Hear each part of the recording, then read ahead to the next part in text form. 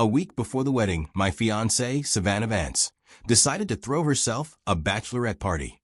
During the festivities, Liam Miller, a scholarship kid her family had been sponsoring, stood up in front of everyone and publicly confessed his love for her.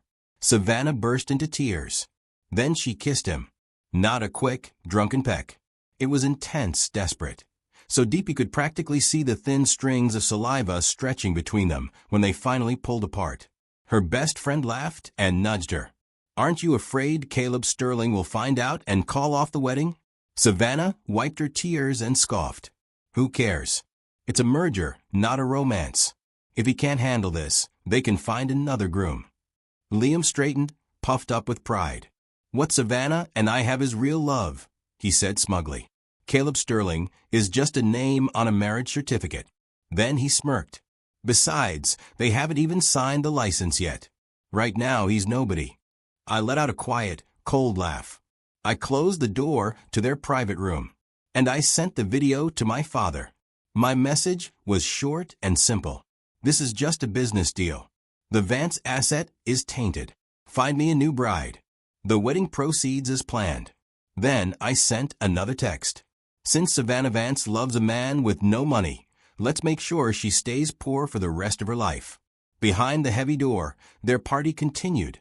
Laughter, jeers, mockery aimed at my name. The noise faded as I walked away. I returned to the room I'd booked with my childhood friend, Ryan Thorne. My expression was grim as I messaged my executive assistant. Notify the project management team. Suspend all upcoming joint ventures, with Vance Industries effective immediately. First thing tomorrow, contact our banks and cancel all corporate credit lines and transfers to Vance Industries. Leak it to the press. Sterling Enterprises will no longer conduct any business with the Vance family. Period. Without our capital infusion, Vance Industries would be bankrupt within 3 months. But bankruptcy wasn't enough. I wanted them desperate, scrambling for loans, forced to sign personal liability guarantees. When the company inevitably collapsed, everything they owned would be seized. Savannah wanted a love story with a broke kid. Fine. I'd make sure they were equals. My father replied quickly, sending over profiles of eligible heiresses in our circle. The invitations were already out. Canceling the wedding outright would humiliate the Sterling family and damage our reputation. A last-minute bride swap was better than a public disaster. "You're really going to marry Savannah Vance?" Ryan asked. "Getting cheated on doesn't look good on you, man." He slid his phone across the table. A silent video played. Savannah and Liam were silhouetted against a wall of city lights, kissing passionately in front of a floor-to-ceiling window. On Liam's wrist was a luxury watch I'd discarded ages ago. To me, it was nothing, but its resale value was enough to land him in prison for several years. "Where did you get this?" I asked, scrolling. "It's from Liam's own account," Ryan said. "The kid's a small-time influencer. A couple 100,000 followers. Relationship diaries on TikTok." He burst out laughing. "Dude, this is insane. The wedding's in a week, and your fiancé is dragging the Sterling name through the mud for clicks." I silently screen-recorded everything and took screenshots. I'd had private investigators tailing Savannah since the wedding date was set, but they'd never found concrete proof. Nothing solid enough to justify breaking the engagement cleanly. Now, Liam himself had handed me the knife. The engagement had never been romantic. The Vances had leveraged an old favor, some forgotten debt my grandfather felt he owed them. He'd never liked their family, and when they showed up years later demanding we honor the promise, he delayed the wedding for as long as he could. 6 months ago, after a string of disastrous decisions, Vance Industries was on the brink of collapse. Every bank turned them down. Every investor refused. So they came crawling back. The wedding in exchange for a bailout. My impression of Savannah Vance could be summed up in 3 words. Shallow, arrogant, stupid. And she was right, it was just business. So why should I tolerate a fool as my wife? I handed the phone back to Ryan. "The wedding date stands," I said calmly. "But the bride won't be Savannah Vance." Ryan blinked. "You already have someone in mind?" "Not yet. You'll see her on the wedding day." I checked my watch. I'm heading to Sterling Capital tomorrow. Start planning how we acquire every asset the Vance family owns. Ryan's eyes gleamed. Now that's a job I'll enjoy. I was heading out when I ran straight into Savannah. She was holding Liam's hand as they stepped out of their private room. She flinched when she saw me, but she didn't let go. Instead, she pulled him closer and walked right up to me, her arrogance dripping from every word. "Caleb, are you serious?" she snapped. "Stop following me around like some stalker just because you're my fiancée. I don't like you. This is a business arrangement. Don't make it weird." Ryan stared, stunned. I felt my anger spike. I grabbed her chin and forced her to look at me. "Then let's call it off," I said coldly. "And make sure your grandfather gets on his knees when he does. This engagement was his idea. He begged for it. Your family begged for this wedding." I released her. Ryan, ever the drama queen, handed me a sanitized wipe. I cleaned my fingers slowly, deliberately, like I'd touched something filthy. Savannah's eyes filled with tears. Liam finally reacted. He shoved her behind him and swung at me. I dodged easily and kicked him square in the chest, sending him crashing to the floor. I stepped forward and planted my foot on his back. "This is assault," he shouted. "I'll sue you." "Sue me." I pressed down harder. "I'll be out in an hour after coffee with the right people. You, on the other hand, I could have you locked up right now." I leaned closer. "And what do you think happens to that fancy scholarship of yours if I make one phone call?" He went silent. Savannah rushed forward, eyes red. "Caleb, what's wrong with you?" "I drank too much. He was just helping me. For the sake of our families, you don't need to pay his medical bills. Just apologize." I laughed, then ground my heel into Liam's back. "You want me to apologize?" She screamed and lunged at me. I stepped back. She tripped, fell, and landed hard on top of them. I calmly dialed 911. They wanted the police? Fine. When the officers arrived, I pointed at Liam's wrist.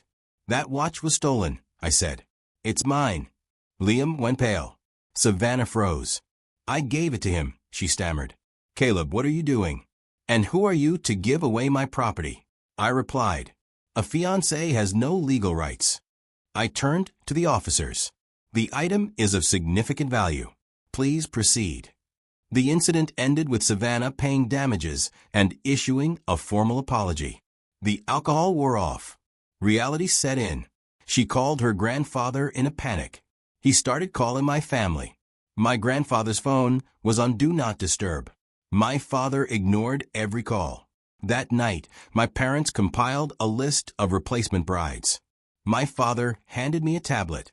"At least choose someone you can stand to look at." I stopped on one profile. "Eliza Monroe." I frowned. "She doesn't need a marriage alliance." "She asked for it," my father said. Eliza Monroe had built her own empire, bigger than her family's legacy business. She'd crushed her siblings and cousins and become sole heir. A powerful alliance would silence the ones pushed aside. I smiled. She's the one. The next morning, I ended the engagement. My grandfather packed a bag and went on vacation. I went to the Vance estate alone. Savannah glared at me with pure hatred. Old man Vance tried to lecture me. "Caleb, you're about to get married. Talk it out." Arthur Vance smirked. "She's young. She likes to have fun." I didn't sit down. I didn't argue. I simply ended everything. Nothing happened with Liam. Savannah said it confidently, almost lazily. "He's just a scholarship student our family has sponsored for years. He's always seen me as a big sister." With her father and grandfather backing her up, her arrogance returned in full force. "You don't need to explain anything to him," she scoffed. "If he doesn't like it, we can just find another family to align with. It's not like he's my husband yet, telling me who I can and can't be friend with. I don't need him." As she continued ranting, the smile I had been suppressing finally slipped free. She truly was a world-class idiot. "This isn't a disagreement," I said flatly. "Your precious granddaughter cheated on me. I'm not here to listen to excuses. I'm here to end the engagement." I looked directly at old man Vance. "Your family has 6 days to find the capital to save yourselves. My wedding date remains unchanged. I'm just changing the bride. I took out my phone and used AirPlay to cast the videos onto the massive smart TV in their living room. Clips of Savannah and Liam, one romantic encounter after another. Old man Vance's face went dark. The color drained from Savannah's cheeks. Arthur Vance and his wife looked mortified, while the other relatives stared at Savannah with open shock and barely concealed schadenfreude. I didn't care. Every contract our family had signed was contingent on this marriage. Miss Vance can keep playing around all she wants, I said coldly. I'm done playing along. The shock was too much for the old man. His face flushed. He clutched his chest and collapsed. The living room exploded into chaos. I stood up calmly and took my leave. Once in the car, I called Eliza Monroe, and we agreed on a place to meet. Just as I hung up, Ryan called, his laughter dripping with malice. "Dude," he said, "Savannah's boy toy just posted another update. Says if you don't break off the engagement soon, you'll be the biggest joke in New York." "It's done," I replied, leaning back against the leather seat as the manicured gardens of the Vance estate slid out of view. "Get the funds ready. Let the Vances know we're pulling out." I added casually, "That estate of theirs is gorgeous. You've always wanted an old-world garden property, right? This might be your chance. And call the bank. Tell them to recall Vance Industries loans." Ryan chuckled. "Now this is fun." Vance Industries didn't have the capital to withdraw from their over-leveraged projects. The longer this dragged on, the deeper they'd sink, until the entire company was dragged under.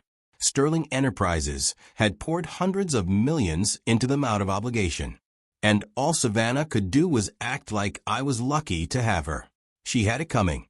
When I arrived at the cafe, Eliza was already there, seated in a booth with a latte. Her custom laptop was open, displaying real-time analytics of Monroe Global's stock performance. I glanced at it briefly before sitting down. "Am I late?" I asked. "Not at all," she replied lightly. "I was just scouting a new retail location nearby." She raised an eyebrow, a playful smile on her lips. "We've met before, Caleb. No need to be so formal. You know my family situation. If you're fine with this, I can have my lawyer meet us at your headquarters to finalize the agreement." "No objections," I said. "Let's go now." Her decisiveness surprised me, until I remembered who she was. Not just the heir to Monroe Global, but a self-made billionaire. Defining her by gender would have been foolish. She was clear-headed, rational, and sharp. The terms she proposed were nearly identical to what I had envisioned. After 2 hours of negotiation, the final agreement was printed. We notified our families of the time and place for a formal meeting. That was when my executive assistant knocked and entered, her face pale. Before I could speak, Savannah Vance burst into the room. She pointed at me and screamed, "Caleb Sterling, who do you think you are, calling off the wedding like this? I'm warning you, if you replace me at the altar, I'll make sure the entire world knows the Sterling family can't be trusted." Eliza Monroe arched an eyebrow, crossed her arms, and leaned back, clearly amused. She was watching me. The message was obvious. "If you can't handle your ex, this deal is off." "Security," I snapped. "Who let this person in here?" I fixed my gaze on Savannah. "If you walk out right now, I might, out of respect for your grandfather, show you a shred of decency." Savannah suddenly pulled out her phone and aimed the camera at me. She had started a live stream. "Everyone knows we're getting married. How can you just call it off? What am I supposed to do?" Instinct took over. I grabbed her wrist, twisted her arm behind her back, and slammed her onto the conference table. She shrieked in pain and started screaming again. "Caleb Sterling, let me go. I'll report you for assault." I took her phone, ensured my face wasn't in frame, and ended the broadcast. Eliza's lips curved into a genuinely interested smile, her eyes sparkling with amusement. To be honest, I had never been so humiliated in my life. My personal bodyguard arrived before corporate security. "Get her under control," I ordered. Savannah thrashed, eyes wild. "You wouldn't dare treat me like this. You can forget about marrying me." "Don't worry," I replied coldly. "I wouldn't marry you if you were the last woman on earth." I'm allergic to stupidity. I found Arthur Vance's number and put the call on speaker. Mr. Vance, I said calmly, your daughter is causing a scene at Sterling Enterprises. I'm under severe emotional distress and considering buying a trending topic on Twitter to vent. I'm so sorry, Mr. Sterling, Arthur stammered. So sorry. I'll be there immediately. His voice was completely servile. It had only been a few hours, but the funding withdrawal had already reached him. Savannah looked like she'd been struck by lightning. For the first time, real fear flickered in her eyes. I smiled mockingly. Your grandfather begged for this engagement. I told you I'd make your family beg to get out of it. Coming to your house personally was a courtesy, but your inflated ego convinced you that you were some goddess everyone would worship. I returned to my seat beside Eliza and waved for the guards to escort Savannah out. If the Vances want me quiet, I muttered, it'll cost them. Once the room settled, Eliza smiled. Mr. Sterling, your taste is interesting. The engagement was forced, I admitted, embarrassed. I wish the floor would swallow me whole. The agreement was for our parents' generation, Eliza said approvingly. And the Vances are certainly something. She smiled. Your judgment is sound. I look forward to a successful partnership. We notified our families. Dowry and bride price were matters for them. Eliza laughed lightly. Caleb Sterling, have you ever even had a girlfriend? My family is traditional, I muttered. And dating was never a priority. Arthur Vance arrived later with a land deed, one of their last prime assets. I accepted it without hesitation. After dinner, Eliza glanced at her watch. Do you have your ID? It's still early. We might as well get the marriage license now.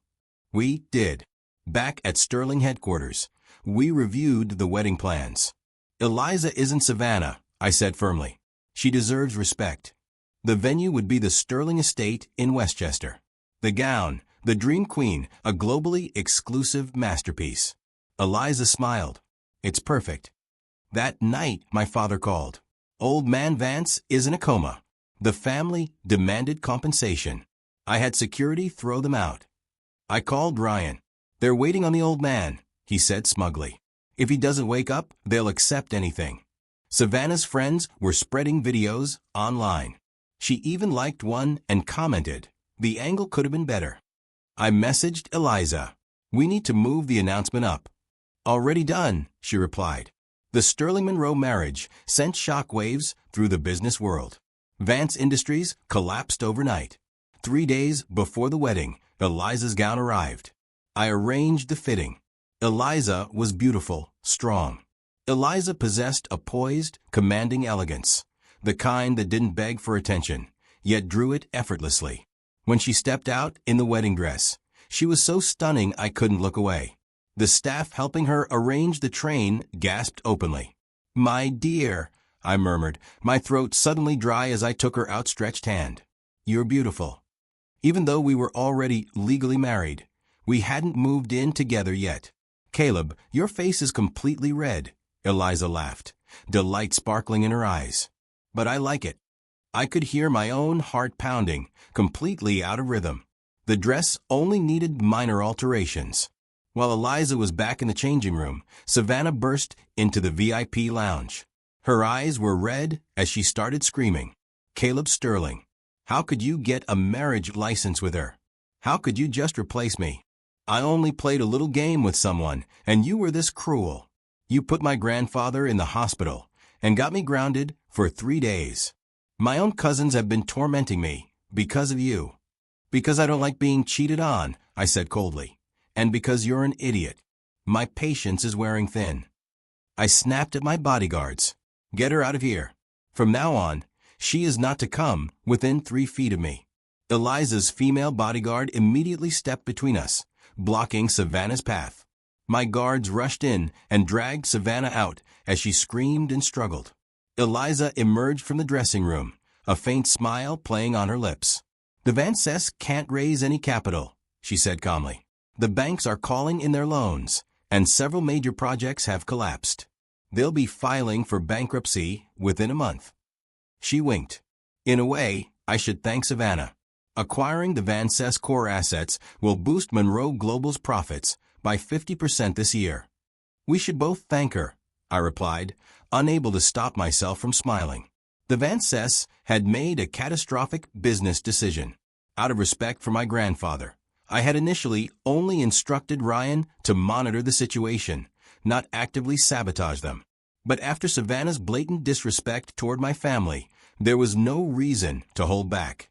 If the Sterlings could build the Vances up, we could certainly tear them down. And from the sound of it, Eliza had definitely played a role in the Vances' disastrous decision 6 months ago. I liked her even more.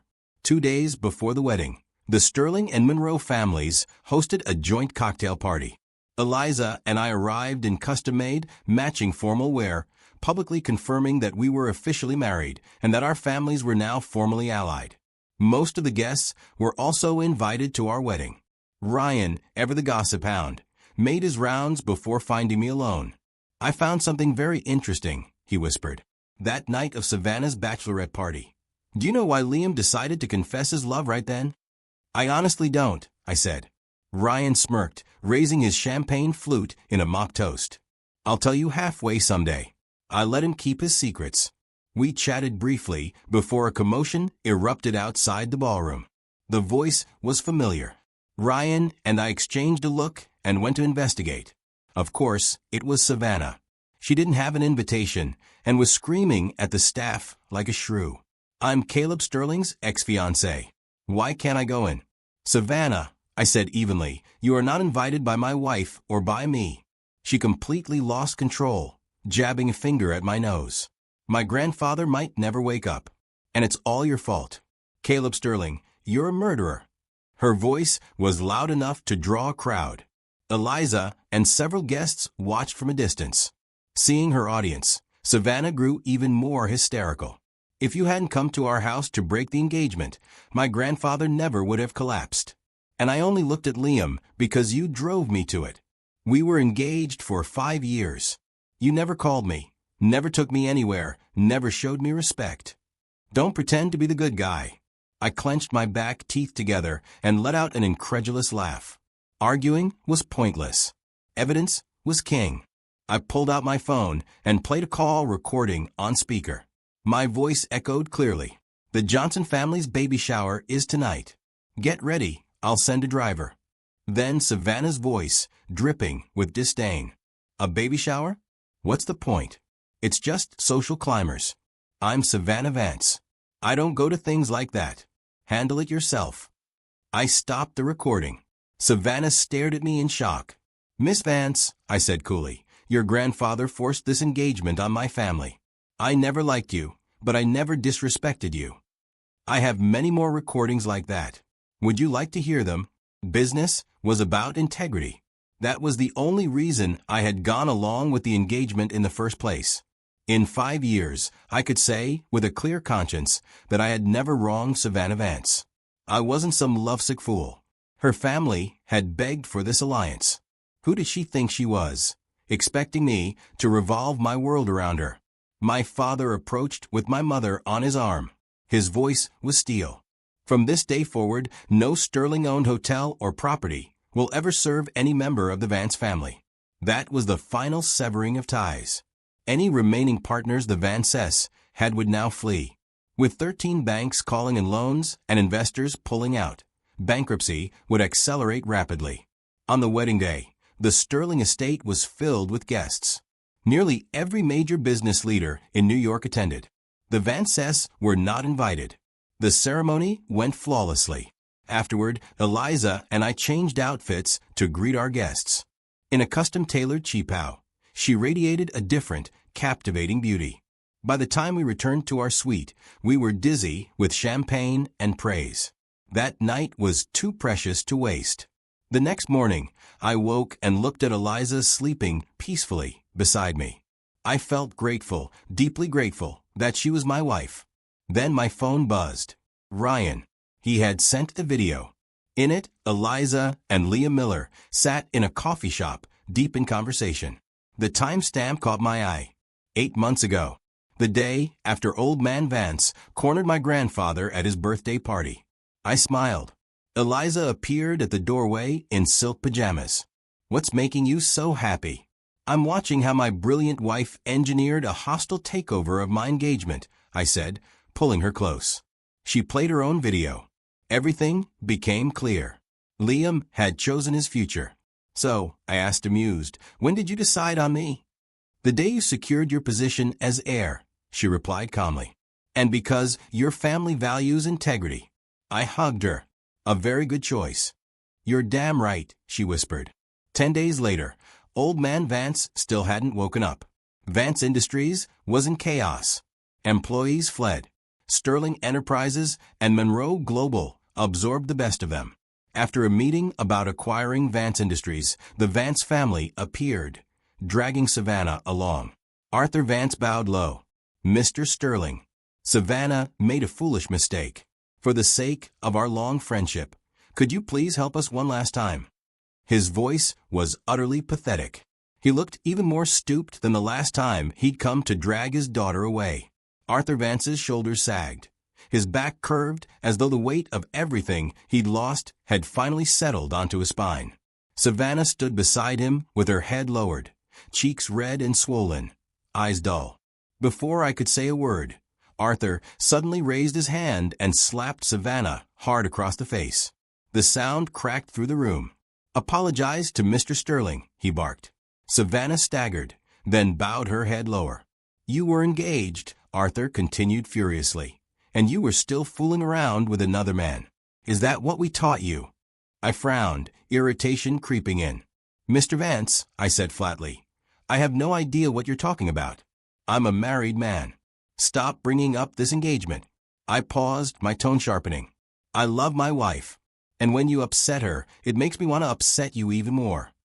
Seeing that his pitiful display wasn't working, Arthur switched tactics.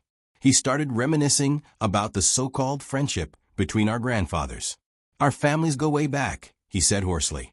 You don't even need to invest any more money. Just act as a guarantor so the banks will stop calling in our loans. Then he added bitterly, if it weren't for your father shamelessly forcing us to honor that old promise, Vance Industries never would have grown so quickly.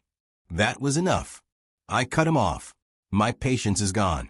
My entire family had long since grown sick of this so-called alliance, and of the Vance family's leech-like behavior. When equals merge, it's a marriage, I said coldly. When one side props up the other, it's charity. If it hadn't been for that cursed engagement, my family never would have poured targeted financial aid into Vance Industries, like we were some kind of government relief program. I let out a short, derisive laugh and turned to my assistant. Escort them out. Then, without hesitation, I added, from now on, no one from the Vance family is allowed upstairs unless it's official business. If they try to force their way in, call the police. As the Vances were herded out of the reception room, every single one of them glared at Savannah like she was their mortal enemy. And, in a way, she was. Their life of luxury was over. Ruining someone financially was like killing their parents. The same cousins who had once smirked and toasted the day I broke the engagement had since started sending me videos, footage of them berating and abusing Savannah, desperately trying to appease me. Mr. Sterling, they pleaded in the messages, you see, we've dealt with Savannah. Could you help our family one more time? I watched the video once. Then I forwarded it straight to the police. With the Vances already drowning, a visit from the authorities was the last thing they needed. The stress alone was enough to make Old Man Vance, who had briefly regained consciousness, slip back into a coma. Arthur Vance, pushed past his breaking point, went begging to Ryan. Ryan, who had long had his eye on the Vance family estate, told him calmly that he'd consider helping, if Arthur used the estate as collateral. Arthur signed without a second thought. I think the Vances can start planning the old man's funeral. Ryan laughed over the phone afterward. He schemed his way into the upper class with your family's help, only to raise kids and grandkids who do nothing but sabotage him. Keep up the good work, I replied. Moments after we hung up, the private investigator I had watching Liam sent me a new video. Liam was secretly living with Savannah's best friend, Sienna. He had taken $5 million from my wife, and instead of planning a future, he was focused on being kept. It was hard to go from luxury back to simplicity.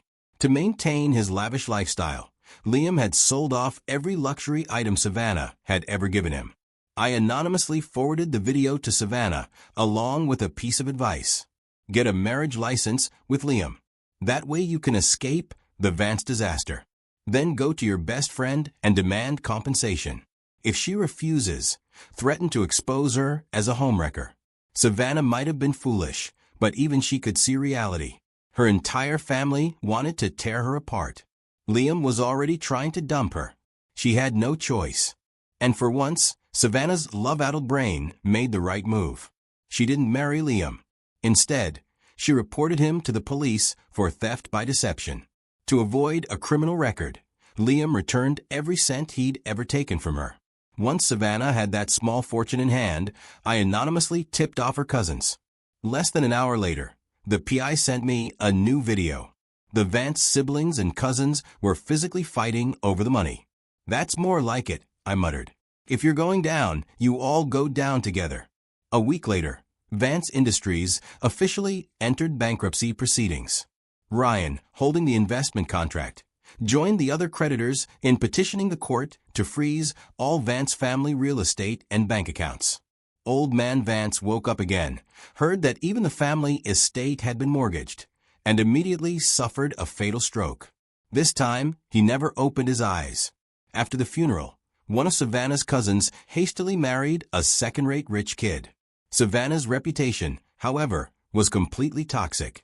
Her former best friend spread rumors about her affair everywhere. Not even the wannabe rich kids wanted anything to do with her. The entire Vance clan was forced out of the estate. The brothers fought viciously, blaming one another for their collapse. The money Savannah had clawed back from Liam ended up in her parents' hands. But since both of them were senior executives involved in the company's disastrous decisions, the moment the funds hit their account, it was frozen. It was almost painful to watch that level of stupidity. The three of them were reduced to living off the spare change in Savannah's Venmo account, crammed into a tiny shared apartment. Savannah couldn't handle it. She took the evidence of Liam's affair with Sienna and threatened him, demanding he squeeze money out of Sienna to support her and her parents. "Brilliant. Absolutely brilliant," Ryan said, reading the latest PI report with amazement. How could a man as shrewd as old man Vance leave behind descendants dumber than a box of rocks? His second wife was a mistress who schemed her way in, I explained, grabbing a bottle of water from the minibar as I booted up my computer to review the Vance asset list. His first wife, the one who suffered with him for over a decade, was kicked out the moment he tasted money from our family. That's why my grandfather never respected him, or anyone in the Vance family. As we combed through the financials, the problem became obvious. They tried to imitate Sterling Enterprises' management model, but missed one crucial lesson. Never mix business and personal accounts. Their expenses were a tangled mess, sometimes paid through corporate funds, sometimes through private accounts. When bankruptcy hit, every single account was frozen. "You know," Ryan sighed, "I'm starting to believe what my parents always said. It's better to marry an ordinary person with character and ambition than someone from a rich family full of illegitimate children and drama. It messes with the gene pool." I shot him a look and went back to work. Savannah, unaccustomed to hardship, didn't last long in the sheriff's department. Soon enough, she was back at Sterling headquarters, trying to ambush me. As a married man, I naturally wanted to stay as far away as possible. To avoid any misunderstanding with my wife, I contacted Liam and used his academic record as leverage, ordering him to take Savannah and keep her away from me. He didn't dare refuse. Life finally returned to normal. My relationship with my wife deepened and strengthened. Eliza was brilliant, her emotional intelligence off the charts. We were a perfect match. 6 months later, Vance Industries' debt was fully settled. The entire Vance family was broke, scrambling just to survive. Given the size of their company, the bankruptcy should have taken much longer. But with Monroe Capital as the largest creditor, our auditors, legal teams, and liquidation firms moved with ruthless efficiency. Savannah and Liam were still tangled together. You could call it true love. I didn't pay attention to news about her anymore. The next time I saw Savannah was months later, when my wife and I were out of state playing golf with a business partner. Savannah was working as a caddy. She looked numb, hollowed out. A group of local trust fund kids surrounded her, making lewd, degrading comments. She saw us at the same moment we saw her. The color drained from her face. My wife couldn't stand it. She signaled a bodyguard to intervene. I didn't stop her, but before the guard could reach them, Liam appeared, also wearing a caddy uniform. He stormed into the group and slapped Savannah hard across the face. "You," he screamed. "I leave you alone for 5 minutes, and you still can't stop throwing yourself at men." The rich kids, shocked by his violence, turned on him. They beat him viciously before scattering, leaving our bodyguard no chance to intervene. I wrapped my arm around my wife's waist and turned away, pretending I hadn't seen anything. A caddy's salary was around $50,000 a year. They were still too comfortable. But judging by Liam's attitude, Savannah's life wasn't easy. "They were never meant to live a life of wealth and privilege anyway," my wife murmured, leaning against me with a wry smile. Then she spoke quietly. "Will my grandmother help your grandfather get your grandmother to the hospital? That old bastard beat her and accused her of trying to seduce every man she saw. Later, when he realized how wealthy your grandfather was, he forced my grandmother to beg him for a reward. Your grandfather didn't know his true nature and invited them both to dinner. That's when the old bastard got drunk and tricked him into making that marriage promise." When she finished, I raised an eyebrow. "If he kicked your grandmother out, why didn't your grandfather go after him? With the Monroe family's power, he shouldn't have lasted. He ran off with his mistress," Eliza said with a shrug. "Back then, finding someone was like finding a needle in a haystack. By the time he resurfaced during the economic boom, he'd already latched onto your family and was quietly building his business." She looked at me, eyes shining. That's when I realized the man from the stories was the same bastard who abused my grandmother. That's when I started fighting for control of the company. I refused to be a pawn in anyone's game. And I'm glad I fought. I smiled and leaned down to kiss her. "You're right, my love," I said softly. "I'm very glad you fought."